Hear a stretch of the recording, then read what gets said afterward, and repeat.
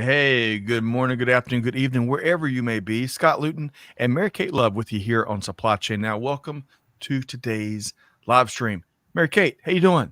Hey, doing great, Scott. Great to be here. Wonderful to have you back. I tell you, we had a great pre-show conversation. We should have started 30 minutes early Yeah. talking pizza and movies and woodworking.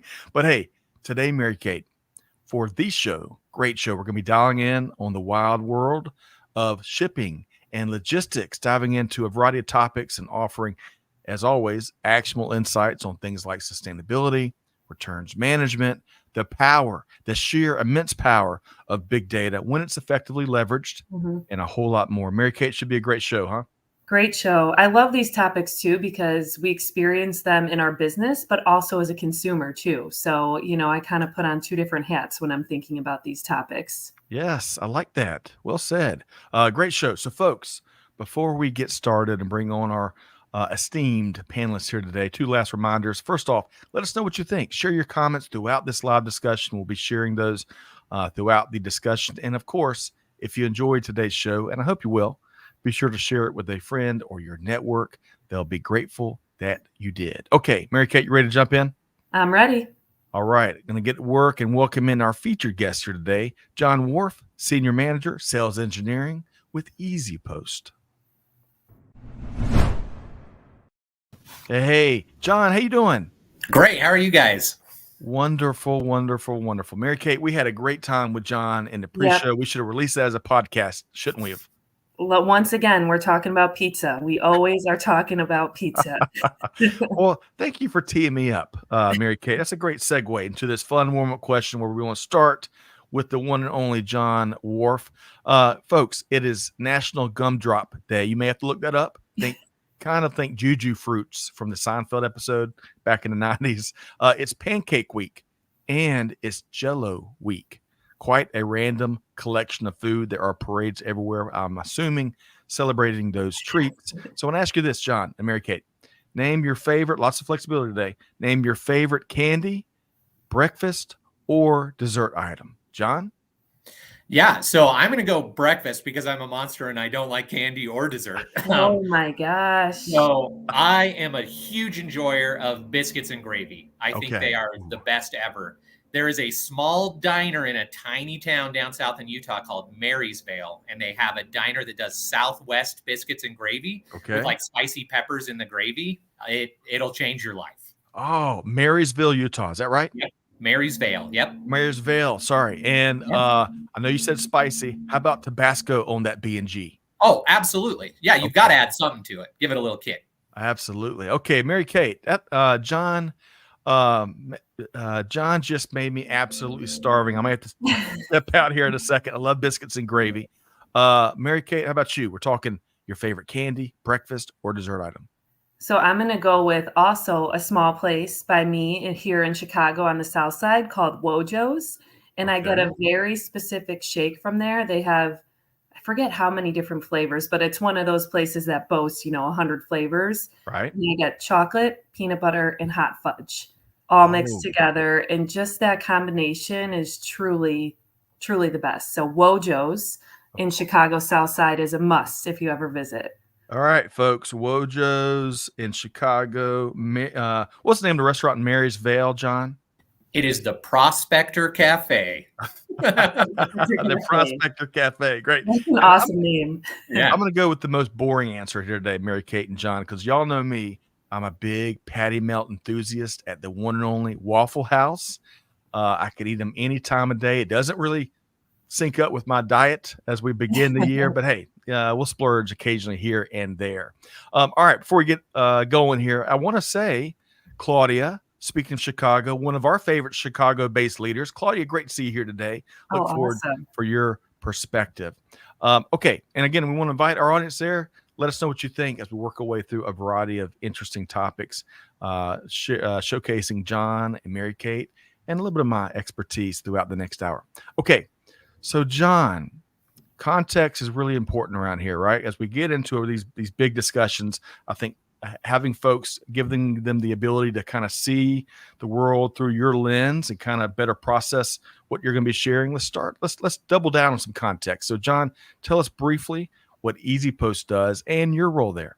Yeah, absolutely. So EasyPost is kind of a one-stop shop for all of your shipping needs. We break it down into everything you need before you make a label, everything you need to rate shop, generate a label, and then everything that may come into play post-purchase, everything from really, really small businesses up to the really, really big enterprise guys. And we try to consult and be a good partner and help them to make really, really good decisions. My role here is on the sales engineering side. So I get on all new prospect calls to help people really understand what products we have, how they can leverage our technology to really improve the processes that they've already got. Love that. Mary Kate, what I heard there is John and their team, big time supply chain problem solvers, taking friction out of the world and making things easier to create revenue and build relationships and deliver value to the market. What'd you hear there, Mary Kate? Yeah, I love that because I think, as the supply chain becomes more and more top of mind for people, there's more and more problems to solve and you can't do it on your own, right? So partnering with a company like EasyPost seems like, such a great setup. Oh, I'm with you. And they even have easy in the name. I bet y'all have a lot of fun with that, John, is my hunch. We do all the time. Yeah. Okay. So as we continue offering a little more context here, and I think this is going to be a good one, especially as what you shared y'all do and where you spend your time. So when it comes to global supply chain, what are some of the areas that you're seeing companies and their leadership focus more on in 2024 and beyond? Yeah, absolutely. I think one of the big ones is that just in logistics in general, there's always a mountain of data, but a lot of people don't know what to do with that data and how to make decisions based off of that. Another thing, kind of, a hidden dirty secret that has always been in the logistics industry is the returns process and how difficult it can be and how you can lose an entire customer base if you don't have a really good process for handling returns. Uptime and reliability. I know that COVID really shook the world and there was a lot of pivoting at the last minute to try to get boxes out the door, knowing that you can do it, that you're not losing money minute after minute. Everyone's switching to omni-channel, right? I need to get stuff from a store to my warehouse, from my warehouse to my store, from the warehouse to the consumer, everything else. And then I think one of the biggest topics of 2024 and moving forward is going to be sustainability. How can we be responsible partners to the globe in what we're doing each and every day? Man, and folks, you're in luck. We're going to be talking a lot about where these leaders are prioritizing, spending resources, investing, and what the market is expecting, what customers are expecting that John touched on there. Mary Kate, any of those single one-off items? John gave us a list. What sticks out the most there to you? Immediately resiliency, right? Just as you said, John, I think after COVID, every single business has said, wow, we can't take anything for granted, right? We have to bring in new technology. Maybe we have to reshore or relocate some of our process in order to be really resilient. Yeah. And then as a consumer, you talked about the returns process and I'm nodding along because I'm thinking, geez, I really will only shop places where the returns process is easy and quite frankly, free for me. Yeah. So I think I'm kind of the expert in consumer online shopping if we need to go down that route at all. Hey, John, it's great to have SMEs wherever they may be on these conversations. All right, let's see here. Jana talks about sustainability, huge focus for this year. Yeah, I agree with you. And I think it's like a crescendo of focus. It started back a couple years. It continues growing and growing, which I think is a great thing for industry. And maybe we'll touch on what the European Union passed here recently. That's going to continue moving the needle. And Claudia, I think you said this, John, partners to the globe. Love that. I do too, Claudia. I do too. First t-shirt ism there, John Warf. All right. And speaking, you mentioned back in your answer, mountain of data. And we should just level set with folks. As John shared with us in the green room, he's based right now, he's sitting in Utah, and he's got the Wasatch Mountains out the window. I bet that brings some serenity to the conversation always, doesn't it? It does. There is a benefit to living in a truly beautiful place. And when you just need a minute, you can just look out your window and let it carry you away. Oh, I'm jealous. Awesome. I am jealous.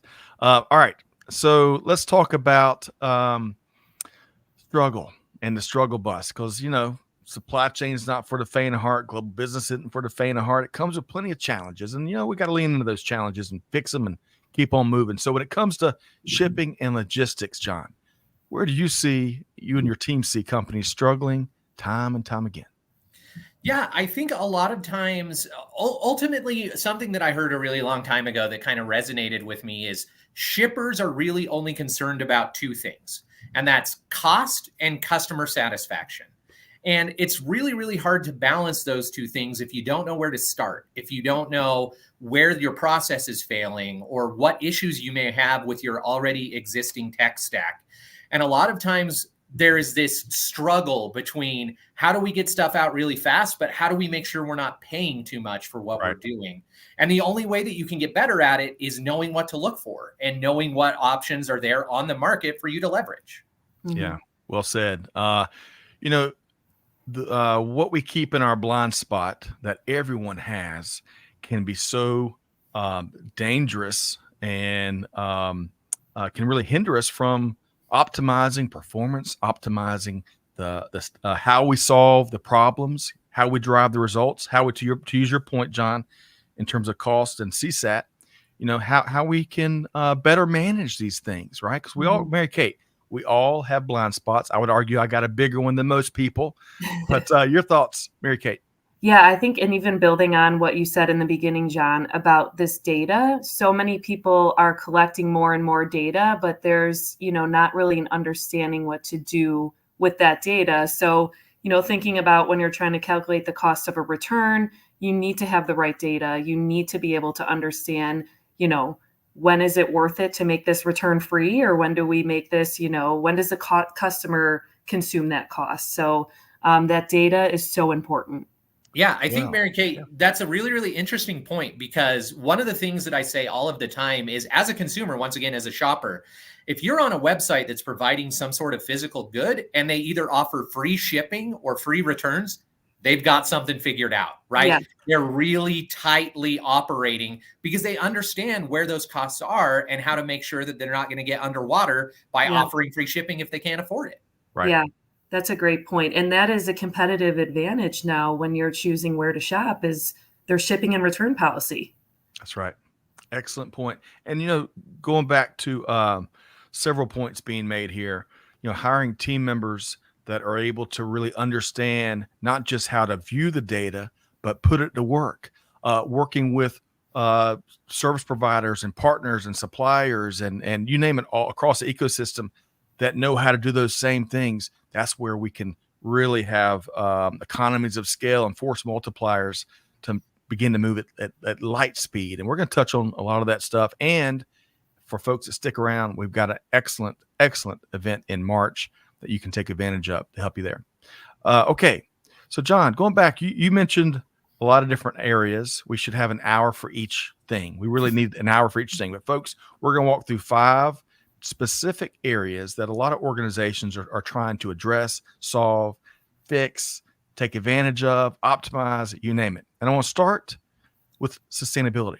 John, whether it's consumers, investors, team members, you name it, sustainability is in demand. I think that's a good thing. Of course, most understand that when sustainability is done right, it also helps the bottom line financially. Your thoughts when it comes to how companies can most successfully embrace sustainable practices, John? Yeah, absolutely. So luckily, as you've all alluded to, we're now in a market that's hungry for sustainability. So there's more options now than there ever were before. One of the things that's really interesting is from the EasyPost point of view, we always have a couple different stakeholders in mind. And the two big ones that come up are shippers and consumers. And both of those two pieces really drive a lot of the decisions we make about what to make available on our platform. And we found out really, really quickly that there are, historic landmark shippers that have been interested in sustainability for a really long time. And they've already been kind of playing this game all along. But what we're starting to see is a huge surge, to your point, Scott, in consumer demand for they want more sustainable options. Mm-hmm. And one of the big things that we decided to do is, after trying to find like that balance between shippers and consumers, some shippers would love to offer it, but it's an additional cost. And how do we factor it into our revenue and to what we're doing?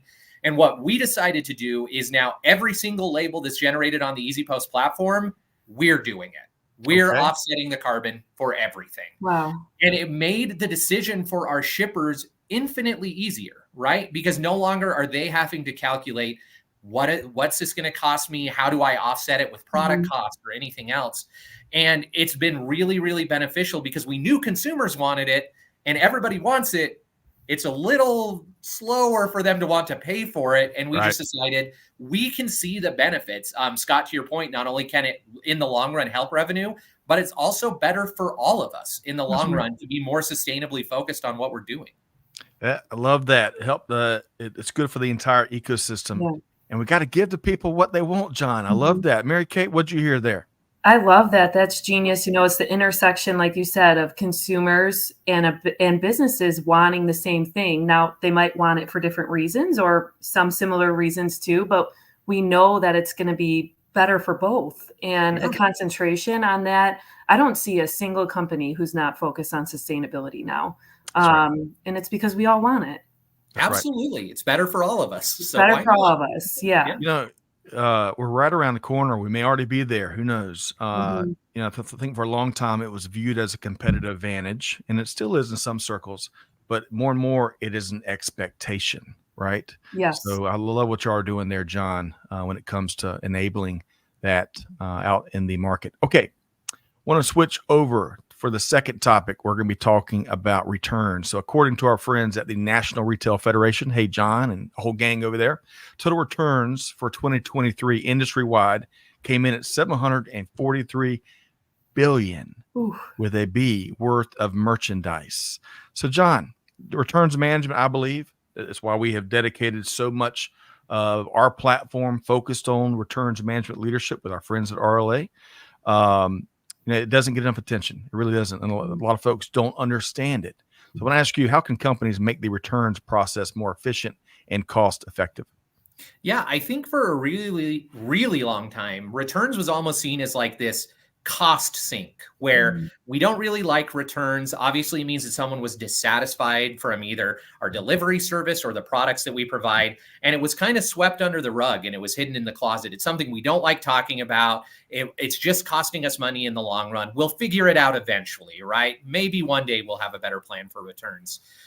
But the market has certainly shifted, and we're starting to see that not only is, once again, based on the data that you're saying, is the industry behind returns huge, but the ability to get return customers, the ability to keep people coming through the door, returns is a giant part of that. And your experience as a consumer on trying to return a product to somewhere where you bought it can make or break your loyalty to that brand forevermore. So it's really all about understanding the process and then deciding the specific way that you want to tackle returns. Do you want to assume there's always going to be a return? Do you want to make a way for them to do a return? We have all these cool new services and products. A lot of carriers now offer QR codes because very few of us have printers at home. They're so back. I can just take the box, run it into FedEx, they'll scan it, make a label, and get it out the door. And it seems like it's not just shippers and the people who are manufacturing goods that are trying to make this process better, but it's the carriers, it's the platforms. Everyone understands how important and vital a goods returns ecosystem is to all of our success moving forward. Yeah, well said, John. And one where we can hopefully all those goods, as they're returned, they can make their way right back into the economy, right, and be reused. I think more and more folks are purchasing. I know we are here. Refurbished, remanufactured goods, right? Creating new sectors of the economy, growing sectors, big sectors. All right. So, Mary Kate, or should I say our Chief Consumer and Shopping Officer. You can definitely say that. Yeah. All right. And she self-identified that, right? Claudia said return policy as a new competitive advantage. I think that's something you shared earlier. Your thoughts on returns, Mary Kate? Well, number one, I've added to that 743 billion number as a consumer for sure. But as John, as you were talking, I was thinking about when I make returns, which is often, I love when a company says, why are you returning it? And usually if I'm returning clothes, it could be fit, quality, wasn't described. I love that because I know they're collecting data to then market the product better because they don't want returns, and I don't like to return either. Right. So I love new technology. There's, that true fit technology where you could say, this pair of jeans fits me from this other brand. What size should I get in this brand? That kind of stuff, I think, is decreasing returns, at least for me. And I hope to see more and more of that. Yep. I remember the first time I saw one of those sunglass companies where it takes like your webcam and shows you what the sunglasses look like on your face. And to your point, the way that they got that information is so many people returning it saying they're too small, they're too narrow, too whatever. Right. And instead of seeing that as a huge negative, they took the data and they decided to do something about it. And they've made a better customer experience as a result. Totally. And I even wonder if it might right size, at least this is in women's clothing. I don't know if it's the same in men's, but we have this problem where you could be one size in one company and just a completely different size in another company. And maybe companies got away with that. But now that we're all online, it's like, I just want to know what size. Right. Stop this marketing of different sizing. It's just, we need to be more uniform. So I always wonder, are we going to get to more uniform sizing across different brands because of this? Yeah, I always ask, what does slim fit mean to you? What does that mean? Quantify. Yeah. Now, John, on that sunglass example, I thought for just a second that you're throwing us back to the infamous Blue Blockers commercial in the early 90s. And John, you're laughing. I hope you know what I'm talking about. A lot of folks won't, but you'll have to Google it. Is one of the greatest infomercials ever. And then more seriously, I'm with you, Mary Kate. I hate to return anything. I mean, it's like it makes my skin crawl when I have to return anything. So we'll see. I think this is a fascinating aspect, both on the consumer side, but also from a practitioner perspective. All right. Speaking of, I think this is Amanda or Catherine, says, what I've noticed and love on Amazon is in the product listing, they'll add a notification that says frequently returned item. And then they give you options for other similar products that have low rates of returns. Awesome. Great call out there. And then Jana, going back to sustainability, the first one says it makes a great point. Displaying these sustainable efforts is just as important to our customer base and business. Jana, absolutely. I think modeling the behavior as leaders helps drive conversations and also drive the needle. That's a great comment there, Jana. Okay. Next up, our third topic we want to dive into. I was giving you a sneak peek of where we're headed, because when I think of reliability, imagine this. Let me paint this simple picture for folks that may remember landlines. It might be hard for some folks to remember that. Imagine if our global supply chains were as reliable as getting dial tone when you pick up the phone. John, Mary Kate, every time you pick up that phone, without fail, just about, right? So let's talk about supply chain reliability for a moment. Big challenge for many organizations. John, you first. What are your thoughts on what performance standards and metrics are achievable, and how can we best improve the performance and reliability of our supply chains? Yeah, I think one of our biggest focuses from the very beginning was the idea of a truly multi-carrier environment. And the reason for that is that we all know that carriers have downtime, whether it's scheduled or unscheduled. And then going back again to kind of the landscape that COVID created, there was a huge influx of e-commerce shippers that hadn't existed in the years before. You know, maybe they were historic brick and mortars where you had to go in order to get service. But with all of the lockdowns, they realized we're not selling anything. We have to be able to sell stuff online. And a lot of even the major carriers across the US started imposing limits where they'd say, we can only take 70% of what you've got today. Good luck with the other 30%. And if you were one of those shops where you've got one carrier and that's what you've used for the last 20 years, because that's what, grandpa used, you're in a really tough spot right there. But the ability to immediately pivot and use different carriers, different service levels, different options that are available to you, all of a sudden that's no longer a worry, because if any of the carriers are down, you can still get boxes out the door. You still have options at your fingertips. I know that we had looked up kind of just rough estimates for these really, really big enterprise shippers, and the amount of money that is just being lost for every minute they can't ship is staggering, right? It's staggering. It's staggering, like Fred G. Sanford when he thought he was he was about to make the trip to heaven. That's what I think of whenever I hear the word stagger. But you in a bigger sense, John, American, I'm coming to you next. He mentioned grandpop. Did you hear that, Mary Kate? He mentioned Yes. grandpop. It is so important in the bigger sense. We can't do business like grandpop and Meemaw and all those people we love. We can't do business like that anymore. There's too big of an opportunity to do it better, right? Yep. Agreed. Well, and I think that that's really important, right? Because it's not always because people have bad practices or bad processes. It might be that they don't know what's available, right? If you have this process and you've done it forever, and yeah, it has its problems, but it works at the end of the day and it can be successful, you might be stuck in that rut and you're not even looking for what might be available that can help streamline that process. Excellent point. Back to that blind spot, right? Yep. In many cases, whether they're parts of the team or leadership or you name it, wherever they're in ecosystem, they want to succeed, right? They want to do a great job, but that blind spot, what they don't know, can bite you. To your point, John. Yeah. Well, it's important to work with organizations that know how to tap into innovative technology and leadership and can do. Mary Kate, you were going to add. Yeah. So, John, as you're talking and you said, the 1 minute a company is down and not able to ship, I went back to my old life and I thought, oh my God, 1 minute of downtime. And, thinking about that part of the supply chain and how do we make manufacturing and operations more reliable and resilient? And, a lot of my career was spent in companies that grew by acquisition. Yes. And there has been a lot of effort to take data across all the different manufacturing locations to start to share not only parts, right, but also share their line, make sure that we're more connected so that if we've got a place that's gone down due to weather, that's okay. Our next location can take it and, we can make sure that we're all sharing, which sounds so simple, but you all know how complicated that is. I do. Mary Kate, I am so glad. I almost jumped over a question I wanted to pose to John. So thank you for backing us up here because I want to talk about data, right?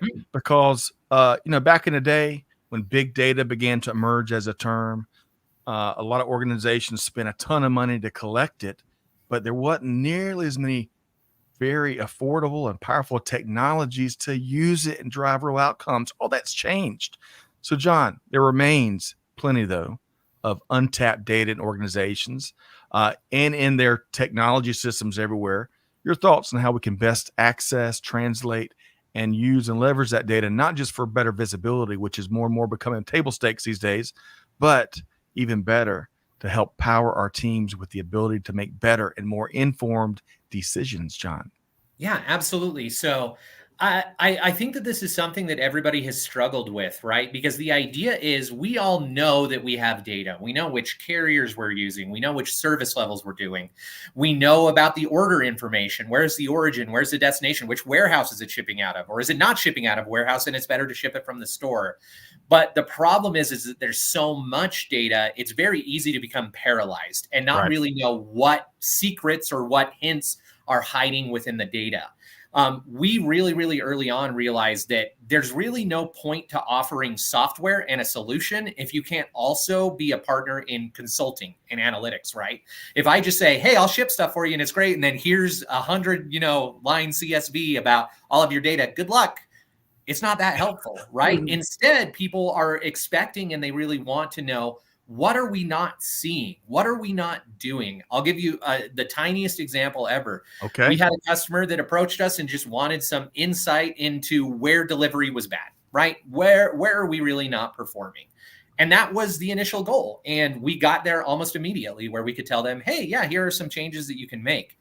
But within the data, we also noticed that there had to be something wrong with their code because there was a bunch of stuff going out the door that didn't make sense. It didn't fit their business model.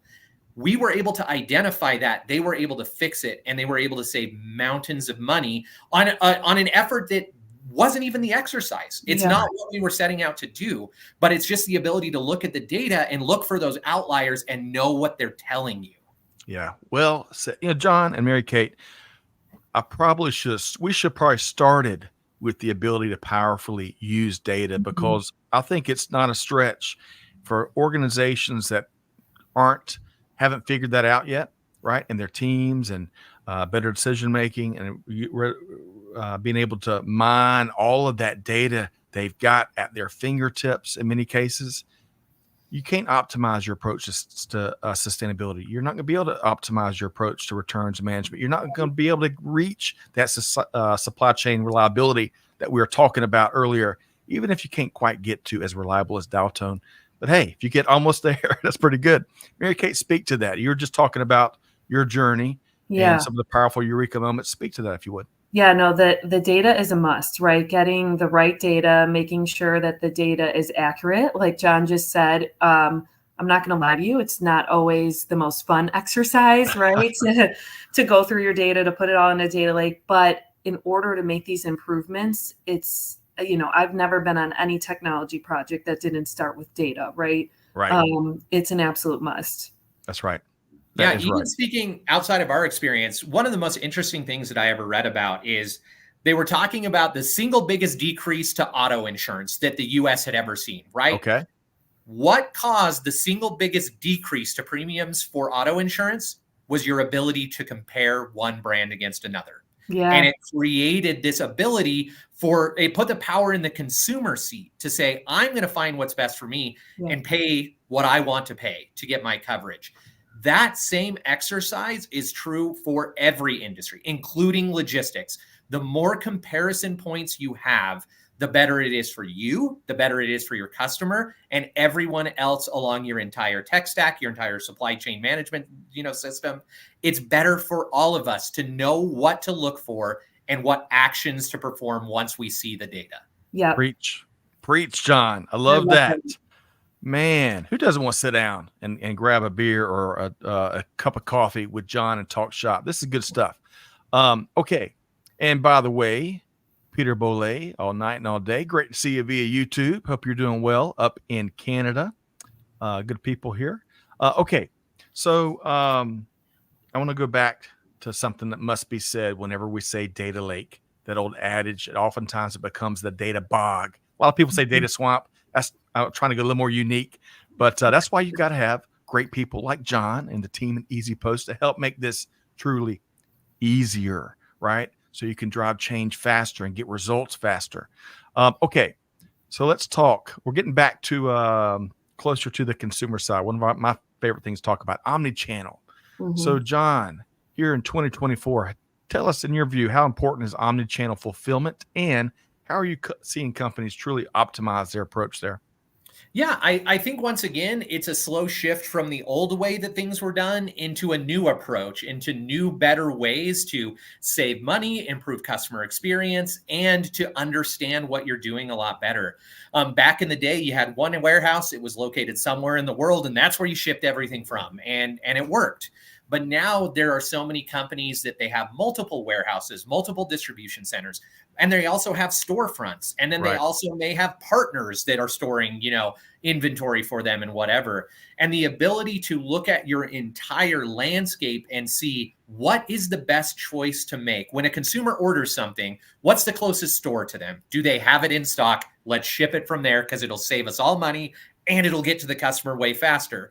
If you have someone in California who orders a t-shirt, you don't want to ship it out of your warehouse in Maine. It's not going to be a good experience for anyone. It's going to be expensive. It's going to be slow. And I think more people are understanding that you don't have to have these gigantic, huge warehouses spread across, the globe. And instead, what you can have is a bunch of different partners and smaller spaces, and utilize your storefronts, utilize your web presence, utilize everything in order to not only make your life easier, but to keep your customers happier.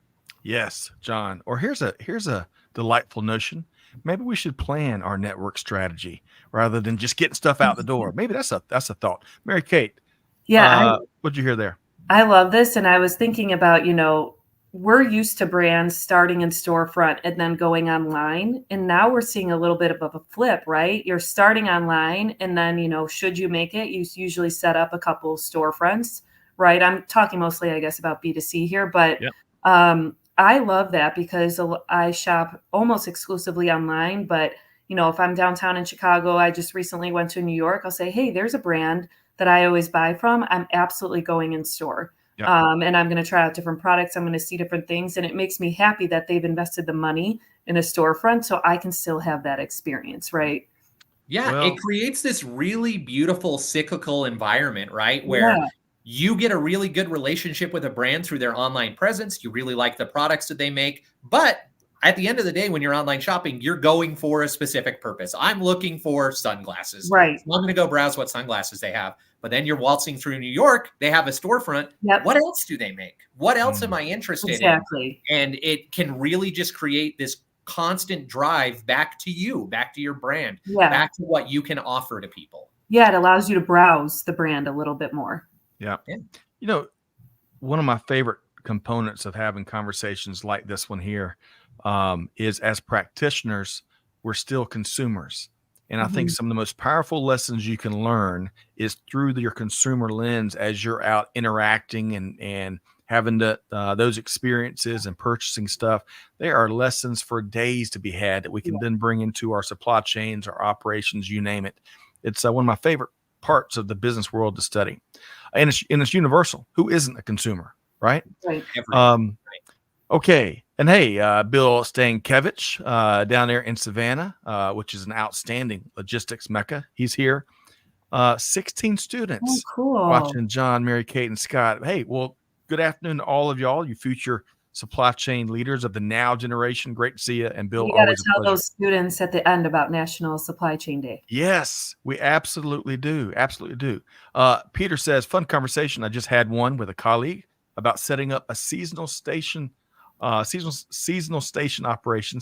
Try to say that 7 times fast for startup and closure. Different needs, but the same challenge. Yeah, challenges abound. John?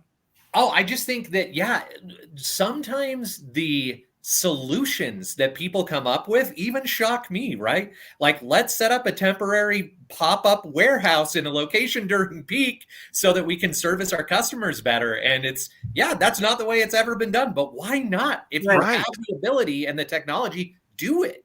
Right. And of course, you're talking about the operational side. How about the more of the entrepreneurial side? Can't remember the name of the Halloween costume company, but Spirit. They'll move into these strip malls that are abandoned in many cases across the country, set up shop for a few weeks or whatever, make millions of dollars. Right. And that's their whole business model. I love that innovational thinking. Mary Kate? Yeah, I love that. We just had one pop up a few blocks away from us, and we're all like, makes sense, right? It's Spirit Halloween coming in for shop, but you like to see that because they're using a space that is no longer used. Right. That is right. And to do that, whether on the operational side or the entrepreneurial side, or leadership in general, you got to think differently. You got to partner with organizations out there that are bringing innovative practices to the table. With a proven track record. It's really, really important. And John, we've had a lot of those conversations in the prep show and leading up here, a lot of cool things you and the Easy Post team are doing. I think as you describe various situations, including the one that brought millions of dollars to the bottom line, whether folks want to better tackle returns or sustainability, or just get better at executing and using and putting that data, their mountains of data, kind of like the Wasatch Mountains of data to work for them. When you think about where do folks get started, that universal question, what would be your response to that, John? Scott, I think you kind of hit the nail on the head. We work in an industry that is literally packed with really talented, really motivated individuals who know what they're talking about, and they've kind of been through the ringer, and they've already solved these problems. So I would say the first step is realizing that you're not the first person to have these problems. They've been experienced before. As obviously part of the sales organization now with Easy Post, I hear the same problems over and over and over and over again that are echoed amongst a whole litany of different types of, customers, whether they're, SMBs, they're 3PLs or whatever. So I think the first step is just admitting that you might need some help. Like I very first said earlier on, we realized really, really quickly that just providing a service doesn't really cut it. anymore. And instead, we have to be consultants. We have to be willing to dig into things with our customers and really get to the root of where the issues are and how to solve them. So I think it's A, admitting you have a problem and realizing there's nothing wrong with that. And then B, reaching out to organizations who know how to solve these problems for you. Reach out to good partners who are going to work with you, and they're going to understand your process, and they're not going to nickel and dime you. They're not going to try to charge you out the ear for some of these services, because at the end of the day, a good partner should want you to grow. And that's one of our biggest goals here at EasyPost is we want every single customer we help to grow and to expand and to be successful, because their success is our success and we can share in it, and we're all happier as a result. Love that. And my hunch, John, Mary Kate, as it relates to John and his team, is they aren't quick to say no to the what if we did this or what if we did that. They lean into how we can do things differently. Your thoughts, Mary Kate? I think everyone has to be great at partnering with external organizations now, because there's absolutely no way that you can be an expert at all of these things, and everything, is changing. Our technology is constantly changing. So being able to see and recognize problems or areas for improvement and saying, hey, we're going to work with this company for this one, we're going to work with that company, and here's how we manage it. I think that's a must, and every company needs to be doing that today. Amen. Hallelujah. Say it louder for the folks in the back, Mary Kate. All right, a couple quick comments here before we share a really neat resource. PB says, that's gold, John. You got to look at the total cost of ownership. And if you do that, it doesn't have you shutting down all these ideas better. You can think more broadly and get more creative. Excellent point, Peter. Claudia says, collaboration is key. An obvious competency. I can't say that word today for some reason. An obvious competency, but not an easy one to pull off. That's right, Claudia.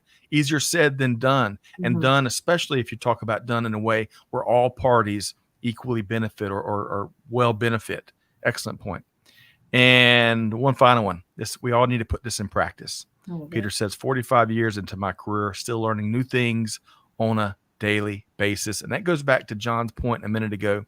You got to be open-minded enough. All of us are charged to be open-minded enough to be to learn those new things and to look at the world differently and get well beyond how we've been doing things for 45 years or 15 years or maybe 15 months at this rate. Okay. So John and Mary Kate, I hate that our conversation's almost over. John, let me, before we share this really cool session coming up in March, my other hunch, and I think I'm 4 for 4 today, other hunch is I bet you love to sit down and talk with folks, even if they don't work with you and the team. They might work with you and the team down the road, or maybe they already are. I bet you love talking shop, talking problems, and brainstorming ways that folks can tackle these hurdles in their organizations. How can folks connect with you, John? Yeah, I think the two easiest ways are obviously just reaching out to sales@easypost.com. That's kind of watched and maintained by our very, very talented sales team, as well as the technical team that I oversee. Go to easypost.com. We have all of our documentation online, really good one-pagers about all of the products and services that we offer, maybe something you key into and you really want to do it, or reach out to me directly on LinkedIn. I got a very, very unique last name, so I'm easy to find. I love that. So we dropped that email right there in the chat. You're one click away, maybe with email, maybe 2 clicks away to connect with the team, connect with John on LinkedIn as well, and really lean into the really cool things they are doing. And as Bill says, hey, some CEOs are old school and worry to collaborate. In fact, they don't want to collaborate. Think someone will steal their customers. That's right. You can't ever make assumptions that things ain't going to change. And if you keep doing things the same way you've been doing things, the customers aren't going to find new ways and new value. That's a great point there, Bill. We can't sit on our laurels for a second. Okay. Mary Kate and John, or Mary Kate rather, we get to have John back with us coming up in March. And I think I've got a graphic here I want to share with folks, because the next session, our next fireside conversation with John Warf. Sounds very dramatic, doesn't it? It's going to be a webinar. So folks, you got to register for this next one. But we're going to dive into a neat conversation on March 6th as we talk about proven best practices for embracing data-driven decision-making in logistics. And one of my favorite parts of this, one of my favorite parts of John's approach, clearly, is he's very practical. It's innovative. He's fun to talk to. And we didn't even get into some of the things, ways that he enjoys his downtime, which is really cool. But he's very practical, and we need lots of practicality in today's world. We're going to be diving into practical steps to putting your data to work for you and your team, making life easier for them, making it easier for them to be successful. And we're going to give an example or two of how a data-first strategy, get this, can deliver millions, yes, millions to the bottom line. So March 6th at 12 noon Eastern time, we're going to drop the link in the chat. Y'all join us for that. So John, got to ask you in 45 seconds or less, what's one reason, beyond you talking about biscuits and gravy or some other delicious food stuff on this webinar, what's one other reason folks got to come join us on the 6th of March? Oh, yeah, no, I think that's easy. It's really easy to talk about all this stuff at a high level. We can all do it, and we've all done it many times, but let's drill in. Let's talk about the actual ways that you can make this work for you today and into the future. Because it kind of like you said earlier, Scott, it's really easy to say stuff. It's not always easy to put it into practice. Oh, well said. And we have an opportunity to do it well done. And that's the important. Who's got time? Raise your hand if you've got time for lip service leadership these days. And there ain't nobody, right?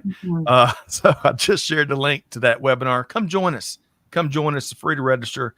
And I promise you it's going to be a great conversation. Mary Kate, whether you want to touch on one of those last things that John just mentioned about the value of this discussion we're going to be having in March, or if you want to look past over the last 47 minutes where John brought this truckload of brilliance to us and our global audience, what's one key takeaway that folks got to keep front and center?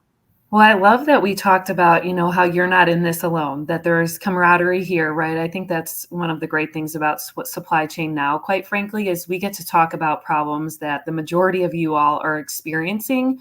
But what I love about this is, especially in our next webinar too, we'll be diving deep into how you solve those problems. Yes. So join the webinar, continue to connect with one another through our channels. And I think that camaraderie is really important. Excellent point. Yeah. That camaraderie, those conversations, the breaking the bread, that's how we eliminate the blind spot, right? That's how we reach different ideas and tools and solutions that we can bring to bear to make life easier for your team members and better for your customers, your suppliers, the whole ecosystem. And if that ain't the name of the game, I don't know what is, Mary Kate and John. Okay. So before we reinforce a couple quick things, Claudia says, adding to Bill's point on collaboration, have a discussion about exit strategies while you're in good terms with your partners. Don't wait until issues come up. Claudia, that is $1 million or more inflation, $1 billion piece of advice there, Claudia. All right, John and Mary Kate, quick reminders for everybody out there. First off, make sure you connect with John, with him and his team. We drop links to that. We drop a link in the webinar. Come on out and join us. Bring your ideas and your perspective. We make our webinars very interactive as well. Mary Kate had a very vibrant webinar just yesterday. Tons of comments from the audience. And John, folks got to take one thing that you and Mary Kate said here today, or any of the comments, and put it into practice, right? It's about doing, not just saying, right? Deeds, not words. John, you're nodding your head. You subscribe to that belief in life, right? 100%. Yeah. I think that we have all had experiences with people who are very good at talking and very bad at delivering, and it gets real old real fast. Oh, it does. Mary Kate, you're smiling about that too. Yes. We've all been there, right? Yeah. We've all been there. Unfortunately, yes. All right, folks, but there's a better way. There's so many better ways if you go looking for it, whether you sit in on these conversations here. Oh, by the way, speaking of, mark your calendar because National Supply Chain Day is coming up in April. Mary Kate, what's the date? April 29th. It's a Monday. So we are going to have a great time celebrating the supply chain, the people in supply chain, and just talking about the future of supply chain. So make sure to join us on April 29th. That's right. John Warf with Easy Post. Delightful time here today. I really enjoy your approach. And my hunch also, I think this is number 6. I don't know why I'm embracing that word so much here today, but I bet you're just like this in person when you sit down at an event or a lunch. I bet you clearly have a passion for what you do, John.